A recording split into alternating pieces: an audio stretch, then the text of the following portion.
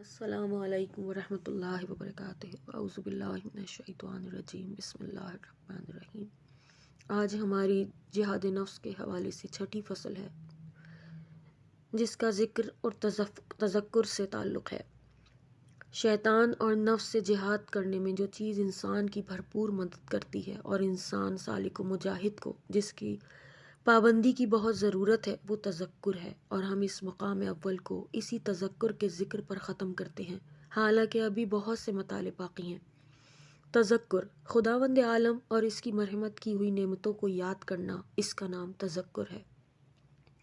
یہ بات ذہن نشین کر لو کہ اپنے منام کا احترام کرنا ایک فطری و جبلی حکم ہے۔ جو انسان بھی اپنی کتاب ذات میں غور کرے گا وہ دیکھے گا کہ اس کتاب میں لکھا ہوا ہے جو شخص انسان کو نعمت دے اس کا احترام کرنا چاہیے، اور یہ بھی معلوم ہے کہ نعمت جتنی عظیم ہوگی اور انعام کرنے والا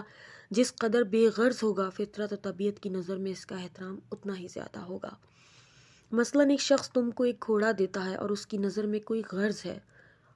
اور ایک شخص پورا ایک دیہات بغیر احسان جتائے دے دیتا ہے، تو دونوں کے احترام میں واضح فرق ہوگا۔ اسی طرح ایک ڈاکٹر تم کو اندھے پن سے نجات دے دیتا ہے تو فطرتاً اس کا احترام لازم ہے، لیکن اگر وہ موت سے بچا لے تو یقیناً تم اس کا احترام زیادہ کرو گے۔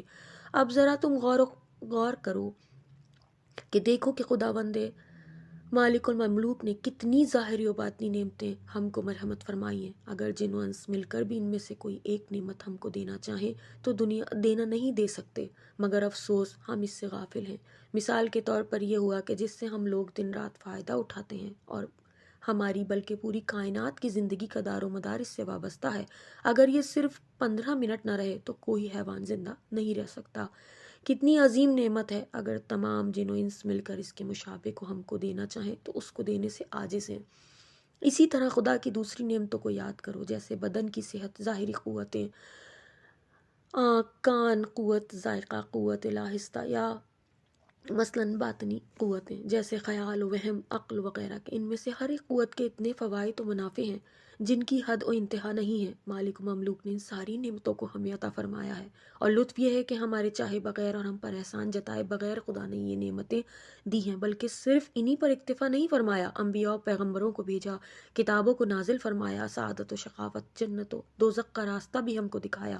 دنیا و آخرت میں ہم کو جن چیزوں کی ضرورت تھی وہ ہم کو عطا فرمائی۔ وہ ہماری اطاعت و عبادت کا محتاج نہیں ہے اور نہ ہی ہماری اطاعت و معصیت سے اس پر کوئی فرق پڑتا ہے، لیکن اس کے باوجود صرف ہمارے نفع کے لیے امر نہیں فرمایا۔ ان نعمتوں پر اور ان جیسی ہزاروں ایسی نعمتوں پر جن کی کلیات شمار کرنے سے بشر عاجز ہے، چہ جائے کہ جزیات، کیا آپ کی فطرت میں ایسے عظیم منعم کے لیے احترام ضروری